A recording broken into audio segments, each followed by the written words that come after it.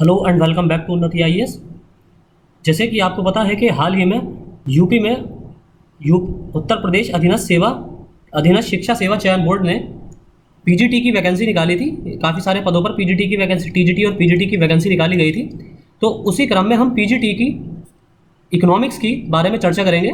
जैसे कि आपको पता है कि कुछ दिन पहले अधीनस्थ शिक्षा सेवा चयन बोर्ड ने इसकी डेट, एग्ज़ाम की डेट घोषित कर दी है 18 अगस्त पीजीटी की, जबकि टीजीटी की 10 दिन पहले शुरुआती अगस्त के पहले हफ्ते में है और पीजीटी का एग्ज़ाम 18 अगस्त को है।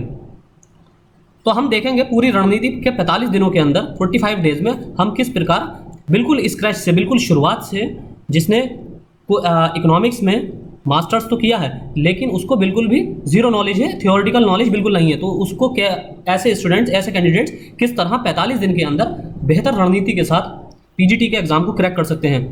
तो इसमें हम शुरू से बिल्कुल एकदम स्टार्टिंग से देखेंगे। ये वीडियो सभी लोगों के लिए महत्वपूर्ण है जो पीजीटी के एग्ज़ाम की तैयारी कर रहे हैं या टीजीटी के लिए कर रहे हैं, स्पेशली पीजीटी के एग्ज़ाम की तैयारी कर रहे हैं। लेकिन इसमें हम सिलेबस के साथ साथ पैटर्न भी देखेंगे कि कितने क्वेश्चन आते हैं। जैसे कि आपको पता है, कुछ बेसिक देख लेते हैं सबसे पहले शुरुआत में। जैसे कि 425 नंबर की ये परीक्षा होती है और इसमें आपसे 125 क्वेश्चंस पूछे जाएंगे। 125 क्वेश्चंस जो पूछे जाएंगे आपसे, वो प्रत्येक क्वेश्चन आपका 125 क्वेश्चंस में प्रत्येक क्वेश्चन आपका 3.4 मार्क्स का रहेगा और ये टोटली सारे क्वेश्चन आपके सब्जेक्ट से रिलेटेड होंगे, यानी कि इकोनॉमिक्स से रिलेटेड होंगे और बाकी आप जिस सब्जेक्ट से पीजीटी का एग्जाम दे रहे हैं उससे रिलेटेड होंगे। जैसे अगर आप हिंदी से दे रहे हैं तो हिंदी से रिलेटेड होंगे, ज्योग्राफी से दे रहे हैं तो ज्योग्राफी से होंगे, इसी तरह इकोनॉमिक्स से अगर दे रहे हैं तो ये 125 क्वेश्चन इकोनॉमिक्स से आएंगे।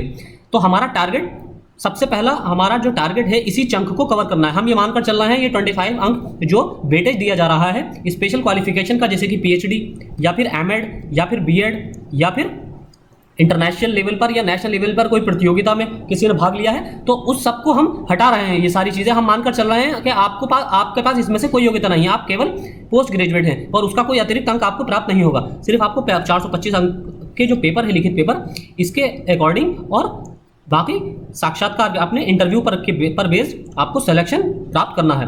तो हमारा टारगेट रहेगा कि इसमें 110 प्लस क्वेश्चन हम पूरे सही सॉल्व करके आए, बिल्कुल एकदम एक्यूरेट सॉल्व करके आए और ये सॉल्व करना बहुत ज़्यादा बड़ी बात नहीं है।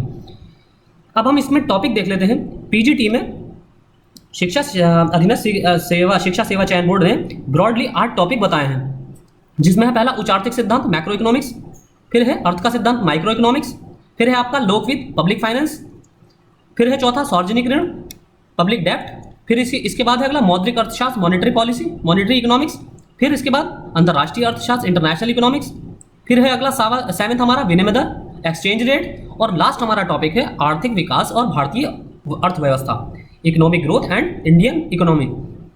अब इन 8 टॉपिक्स को हम अलग अलग डिवाइड करेंगे।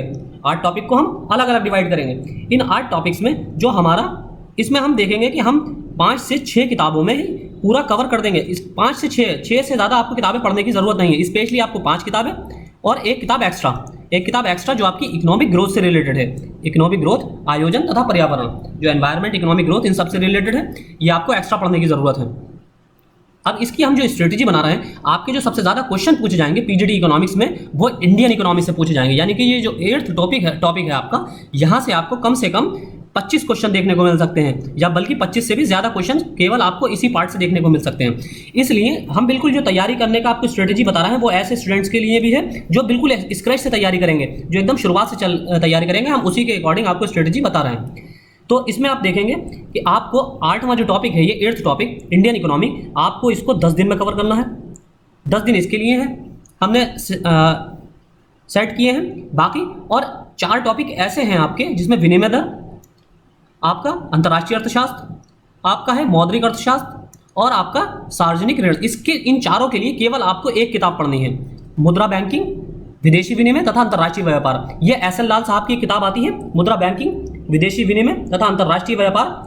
ये एस एल लाल की एक किताब आप ले लीजिए इसमें, या फिर हम आपको लेक्चर कवर कराएंगे। आप हमारे चैनल को भी फॉलो कर सकते हैं। अगर आप कहेंगे तो हम आपको बिल्कुल डिटेल लेक्चर ला के देंगे और एग्जाम से पहले सारा सिलेबस एकदम कंप्लीट आपको करा देंगे। तो एस एल लाल की बुक आती है, हम आपको बुक्स का भी रेफरेंस दे रहे हैं साथ साथ। एक बार आपको हम शुरू से बुक्स का रेफरेंस दे देते हैं। मैक्रो इकोनॉमिक्स के लिए आप HL आहूजा हिंदी में पढ़ सकते हैं। ये स्ट्रेटेजी हम बता रहे हैं वो स्पेशली हिंदी माध्यम के छात्रों के लिए हैं। अगर इंग्लिश माध्यम के छात्र हैं तो उसमें भी आप इसमें ये बुक्स फॉलो कर सकते हैं। लेकिन जहां एस एन लाल की बुक है वहां पर हम आपको एक्स्ट्रा कुछ दूसरी बुक बताएंगे इसके अलावा, एस एन लाल के अलावा। लेकिन हिंदी माध्यम के छात्र मैक्रो इकोनॉमिक्स के लिए एच एल आहूजा, और इंग्लिश माध्यम के छात्र ये भी एच एल आहूजा फॉलो कर सकते हैं। इसी तरह अर्थ का सिद्धांत जो माइक्रो इकोनॉमिक्स है, इसके लिए हिंदी माध्यम के जो छात्र हैं वो एस एन लाल पढ़ेंगे, केवल एस एन लाल, और जो इंग्लिश माध्यम के छात्र हैं वो एच एल आहूजा फॉलो कर सकते हैं। इस तरह पब्लिक ऋण, इसके लिए हिंदी माध्यम के स्टूडेंट्स को सारी किताबें एस एन लाल की ही पढ़नी है। लोकवित्त यानी कि पब्लिक फाइनेंस के लिए हिंदी माध्यम के छात्रों को केवल एक बुक पढ़नी है, लोकवित्त पब्लिक फाइनेंस, ये एस एन लाल साहब की एक किताब है। इसी तरह जो हमने आगे के जो 4 टॉपिक बताए हैं, जिसमें सार्वजनिक ऋण, मौद्रिक अर्थशास्त्र, अंतर्राष्ट्रीय अर्थशास्त्र और विनिमय दर, फॉरेन एक्सचेंज, इन चारों टॉपिक के लिए आपको सिर्फ एस एन लाल की केवल एक ही किताब पढ़नी है, और वो है मुद्रा बैंकिंग, विदेशी विनिमय तथा अंतर्राष्ट्रीय व्यापार। ये एक नाम से आती है, इस बुक को फॉलो करना है। और उसके अलावा लास्ट इंडियन इकोनॉमी और इकोनॉमिक ग्रोथ के लिए आपको एस एन लाल साहब की बुक पढ़नी है, एस एन लाल सर्वेक्षण तथा विश्लेषण। ये लेटेस्ट एडिशन आता है, जिसमें आपको 2021 का बजट भी मिल जाएगा और साथ ही 2020-21 का आपको इकोनॉमिक सर्वे भी मिल जाएगा। तो आपको इसको ब्रॉडली कवर करना है और इसी से सबसे ज़्यादा क्वेश्चन पूछे जाएंगे। अब हम स्ट्रेटेजी देख लेते हैं कि आपको कितने दिन में कौन कौन से टॉपिक कवर करने हैं। तो आपको जो इंडियन इकोनॉमी है वो कम से कम आपको 10 दिन में कवर करनी है। ये जो 4 टॉपिक हैं, जिसमें मुद्रा बैंकिंग, विनिमय दर, फॉरेन एक्सचेंज और आपका इंटरनेशनल इकोनॉमिक्स, ये सारी आपको टोटल 15 दिन में ये सब कुछ कवर करना है। 15 दिन में ये सारे चारों टॉपिक कवर करने हैं, क्योंकि एक बुक से हैं और ये बहुत इजी टॉपिक है। अगर आप इस बुक को पढ़ेंगे, मुद्रा बैंकिंग, विदेशी विनिमय तथा अंतर्राष्ट्रीय व्यापार, तो आप इसमें देखेंगे कि बहुत सारे टॉपिक से आप पहले ही अवेयर हैं। आपको कुछ एक्स्ट्रा एफर्ट डालने की जरूरत नहीं पड़ेगी। और दूसरी चीज़ ये है कि इसमें कुछ भी ऐसा ज़्यादा हार्ड कॉन्सेप्ट नहीं है। बहुत सी चीज़ें आपकी पड़ी हुई हैं, जैसे कि आरबीआई मॉनेटरी पॉलिसीज की, आरबीआई के कार्य, कमर्शियल बैंक्स के कार्य, ये सारी चीज़ें आपको पड़ी हुई मिलेंगी इस बुक के अंदर। करेंसी, टैरिफ, ये सारी चीज़ें आपने पढ़ी होंगी। इंटरनेशनल ऑर्गेनाइजेशंस जैसे कि अंकटाड है, अंकटाड आपको पढ़ा हुआ मिलेगा। आपने WTO पढ़ा होगा, आपने इसी तरह एशियन डेवलपमेंट बैंक पढ़ा होगा, आपने वर्ल्ड बैंक पढ़ा होगा, आपने IMF इंटरनेशनल मॉनेटरी फंड पढ़ा होगा, अंतर्राष्ट्रीय मुद्रा अर्थशास्त्र। तो ये सारी चीज़ें आपको अवेयरनेस लगेगी, आपको एक तरह से ऐसा लगेगा जैसे आपने पहले भी पढ़ रखी है। तो इसलिए आपको इस बुक को कवर करने में 15 दिन में, आपको बहुत बता रहा हूँ, बहुत ईजिली कवर हो जाएगी ये बुक 15 दिन में। और 15 दिन का मतलब ये है कि आपके 4 टॉपिक कवर होंगे, जिसमें सार्वजनिक ऋण होगा, जिसमें मौद्रिक अर्थशास्त्र होगा, जिसमें अंतर्राष्ट्रीय अर्थशास्त्र होगा, और जिसमें आपका फॉरेन एक्सचेंज होगा, विदेशी विनिमय होगा। फिर आप एक हफ्ता माइक्रो इकोनॉमिक्स, और एक माइक्रो इकोनॉमिक्स को 1 वीक यानी कि 7 दिन, और मैक्रो इकोनॉमिक्स को भी 1 वीक यानी कि 7 दिन में आप कवर कर सकते हैं, यानी कि 14 दिन इसके। और एक लोकवित्त जो पब्लिक फाइनेंस का जो आपका टॉपिक है, पब्लिक फाइनेंस, इसको आप 6 दिन, अब मान लीजिए माइक्रो, मैक्रो और पब्लिक फाइनेंस, इन 3 टॉपिक को आप आराम से 20 दिन में कवर कर सकते हैं। और 15 दिन में वो जो 4 टॉपिक हमने आपको बताए हैं वो, और 10 दिन में आपका इंडियन इकोनॉमी, यानी कि 15 दिन में आपका फॉरेन एक्सचेंज का टॉपिक, आपका विदेशी विनिमय, फॉरेन एक्सचेंज, इंटरनेशनल इकोनॉमिक्स, इसी तरह पब्लिक डेप्ट है आपका, पब्लिक डेप्ट। ये सारे टॉपिक, 4 टॉपिक जो है ये 15 दिन में कवर हो जाएंगे, और 10 दिन में आपको इंडियन इकोनॉमी। इस तरह आपको डिवाइड करके पढ़ना है। अब इसको देख लेते हैं कि किस तरह कितने सब्जेक्ट को कितने टाइम में पढ़ना है। तो आपको डेली 8 घंटे पढ़ना है, डेली 8 घंटे, और 4-4 घंटे की 2 शिफ्ट में आपको पढ़ना है। 4 घंटे आपको डेली इंडियन इकोनॉमी लेकर चलनी है, डेली आपको लेकर चलना है इंडियन इकोनॉमी के टॉपिक को, क्योंकि इंडियन इकोनॉमी का सबसे बड़ा चंक आएगा। सबसे ज़्यादा क्वेश्चन जो पूछे जाएंगे वो डायरेक्टली इंडियन इकोनॉमी से ही पूछे जाएंगे। इसी तरह आपको आपसे देखिए, जैसे कि इस पेपर में 125 क्वेश्चन आएंगे आपके रिटन में, और कोई भी जनरल स्टडीज़ का आपसे क्वेश्चन नहीं पूछा जाएगा। हाँ, लेकिन इसमें एक चीज़ है आपके, जैसे कि 125 के 125 क्वेश्चन इकोनॉमी से पूछे जाएंगे, लेकिन इसमें आपको एक चीज़ याद रखनी है कि करंट पर बेस्ड जितने भी इकोनॉमी के क्वेश्चन होंगे वो आपसे ज़रूर पूछे जाएंगे। जैसे कि 2021 के बजट से संबंधित क्वेश्चन, 2020-21 के इकोनॉमिक सर्वे से रिलेटेड क्वेश्चन, यहाँ से बहुत ज्यादा क्वेश्चन पूछे जाएंगे। बजट का जो सबसे ज्यादा पार्ट आएगा वो इकोनॉमिक सर्वे से आपसे क्वेश्चन पूछे जाएंगे। आरबीआई के लेटेस्ट डेवलपमेंट से क्वेश्चन पूछे जाएंगे। बैंकिंग अवेयरनेस से रिलेटेड आपसे करंट बेस्ड क्वेश्चन पूछे जाएंगे। जैसे कि आप देखते होंगे कि दिन ब दिन बैंकों का एनपीएस बढ़ता जा रहा है, तो इसकी क्या वजह है, इसकी आपको कॉन्सेप्चुअल नॉलेज होनी चाहिए सारी। तो इसमें फिर इसी तरह आपको अलग अलग जितने भी राइटर हैं या अलग अलग फिलोसफर हैं जिन्होंने अपनी थ्योरीज दी हैं, तो आपको उन थ्योरीज को भी पढ़ना है। जो हेराल्ड डोमर मॉडल है, या फिर जिसके भी अलग अलग सिद्धांत दिए गए हैं, उन सारे सभी सिद्धांतों को आपको पढ़ना है। तो आपको सबसे पहले इंडियन इकोनॉमी कवर करनी है, उसके बाद जैसे कि हमने आपको बताया जो आपको 4 टॉपिक एक ही बुक से मिल जाएंगे, मनी, बैंकिंग, मुद्रा, बैंकिंग, फॉरेन एक्सचेंज और इंटरनेशनल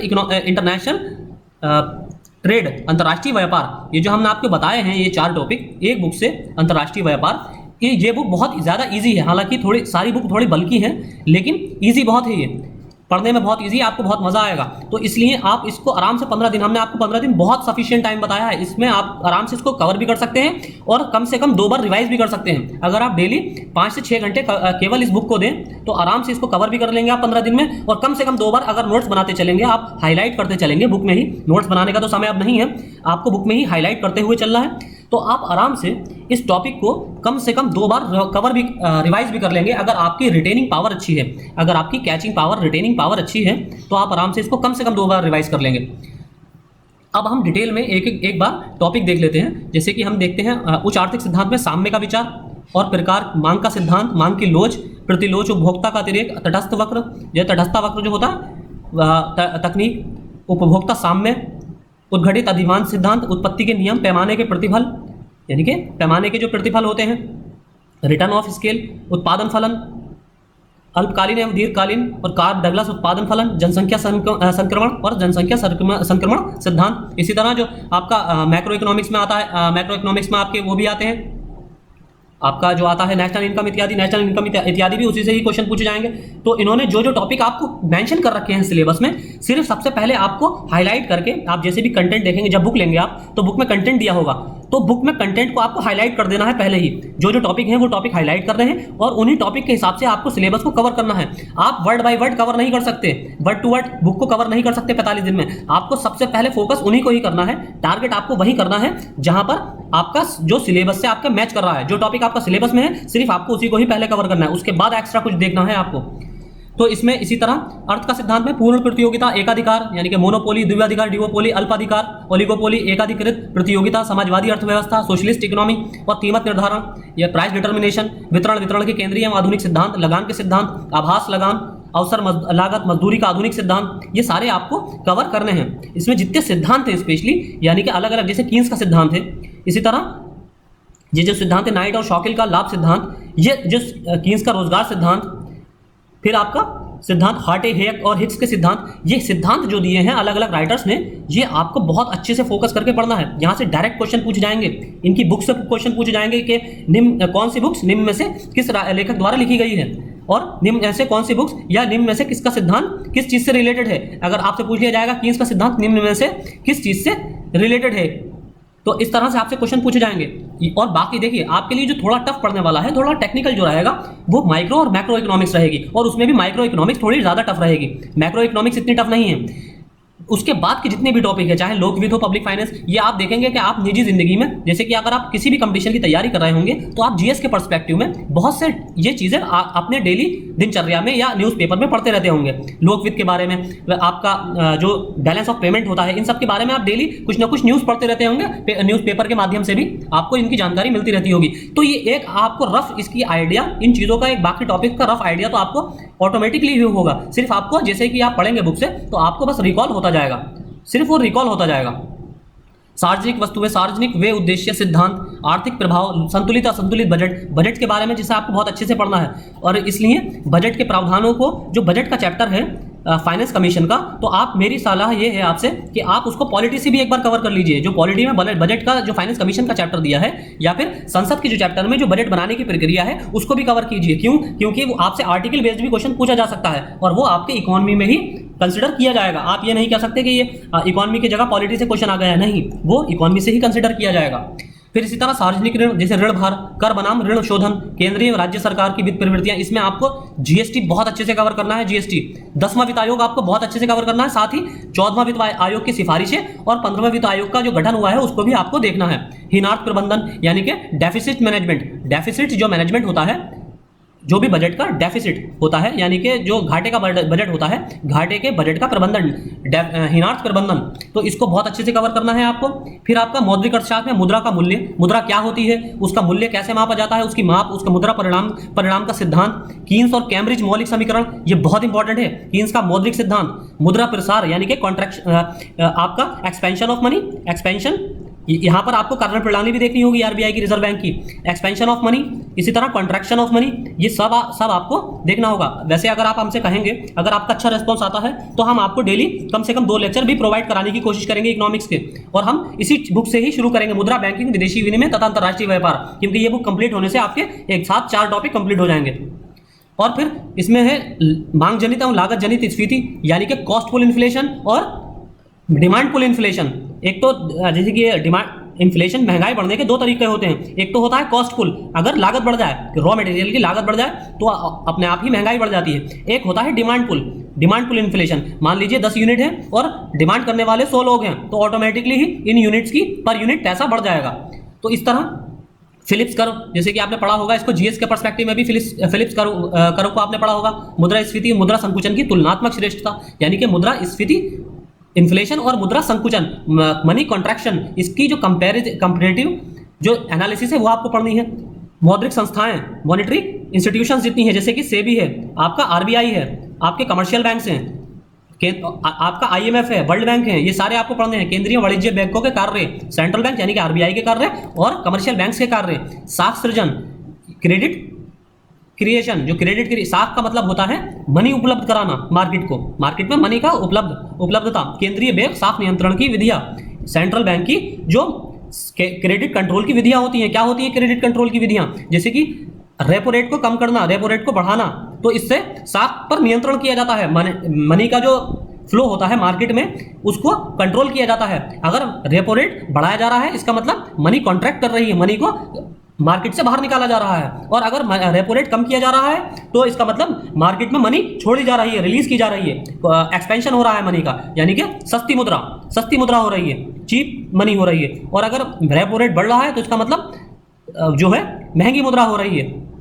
मुद्रा का मूल्य जो है महंगा हो रहा है, यानी कि अब इंटरेस्ट पर रेट बढ़ जाएगा।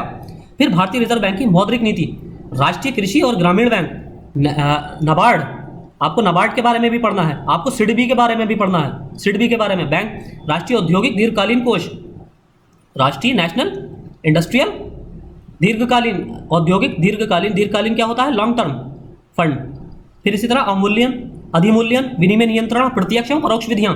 फिर इसके बाद अंतर्राष्ट्रीय अर्थशास्त्र में आपको पढ़ना है अंतर्राष्ट्रीय व्यापार के सिद्धांत, एडम स्मिथ, रिकार्डो और मिल। ये बहुत छोटे छोटे टॉपिक हैं, और आपको जो टॉपिक दिए हुए हैं, जो सिलेबस में आपके मेंशन है, सिर्फ उन्हीं टॉपिक को ही सबसे पहले कवर करना है। उसके बाद आप डाइवर्ट हो, यानी कि आप पढ़ते वक्त किसी दूसरे टॉपिक पर डाइवर्ट ना हो। सिर्फ आप टॉपिक, जैसे कि हमने आपको बताया, जैसे कि आप कोई भी किताब लेंगे, जिस टॉपिक आपको कवर करना है, उस टॉपिक की आप किताब उठाएंगे, उसमें सबसे पहले आप कंटेंट देखेंगे। शुरू के जो पेज में कंटेंट दिया होता है, उस कंटेंट से आप अपने सिलेबस को मैच करेंगे। जहां आपका सिलेबस का टॉपिक मैच होगा, उसको आप हाईलाइट करते चलिए, और उन्हीं टॉपिक को ही आप कवर कीजिए, बस। उसके अलावा आपको कुछ नहीं पढ़ना है। इसी तरह आप 45 डेज में बिल्कुल अचूक रणनीति के साथ एग्जाम को क्रैक कर सकते हैं। अंतर्राष्ट्रीय, इसमें आप देखते हैं पारस्परिक मांग सिद्धांत, मार्शल का अंतर्राष्ट्रीय मूल्य का सिद्धांत, अवसर लागत सिद्धांत, सामान्य संतुलन सिद्धांत, जैसे हेक्सचर-ओलिन, ये बहुत इंपॉर्टेंट है, हेक्सचर-ओलिन का सिद्धांत, लियोनतीफ विरोधाभास, लियोनतीफ का विरोधाभास जो है इसमें, कॉन्ट्राडिक्शन। फिर इसमें और सबसे इंपॉर्टेंट जो हमारा टॉपिक है, आर्थिक विकास और भारतीय अर्थव्यवस्था। इसमें आर्थिक विकास की समस्याएं, अवस्थाएं, मॉडल, प्रतिष्ठित मॉडल जो है हेराल्ड और डॉमर मॉडल, भारत में जनसंख्या वृद्धि एवं संरचना, जनसंख्या नीति। हाँ, आपको सेंसस भी बहुत अच्छे से कवर करना है 2011 का। राष्ट्रीय आय की नवीन अवधारणाएं, राष्ट्रीय आय की प्रवृत्तियां, आपको ये भी देखना है कि राष्ट्रीय नेशनल इनकम को कैसे मापा जाता है, मापन की क्या विधियां हैं नेशनल इनकम को, चाहे वो आपकी परोक्ष विधियां हो या प्रत्यक्ष विधियां हो, चाहे वो पर कैपिटा इनकम के हिसाब से हो, चाहे कंजप्शन के हिसाब से हो, परचेजिंग पावर पैरिटी के हिसाब से हो, चाहे जीडीपी के हिसाब से हो, तो आपको सारी विधियां देखनी है। फिर आपका अल्प रोजगार की समस्याएं, रोजगार की जो समस्याएं हैं, रोजगार नीति, ऊर्जा संकट, आपको इसमें जितनी भी योजनाएं, करंट योजनाएं हैं, वो भी कवर करना है, जो रोजगार से रिलेटेड हैं, चाहे सोशल वेलफेयर से रिलेटेड हैं, क्योंकि आर्थिक विकास की बात हो रही है, तो आर्थिक विकास में आपसे सोशल वेलफेयर से रिलेटेड स्कीम्स भी करंट का पार्ट बनाकर पूछी जा सकती हैं। हालांकि आपसे, जैसे कि मैं बार बार कह रहा हूं, सिर्फ आपका टॉपिक ही आएगा, मतलब आपके सब्जेक्ट से ही क्वेश्चन आएंगे, लेकिन आपके सब्जेक्ट से वो क्वेश्चन भी आ सकते हैं, आएंगे जो करंट से रिलेटेड हैं। फिर है वित्त की समस्याएं एवं उपाय, अन्नपूर्ण योजना, भारत की नई औद्योगिक नीति, उपक्रम, लघु एवं कुटीर उद्योग नीति, निर्यात संवर्धन, सामाजिक सुरक्षा, श्रम कल्याण।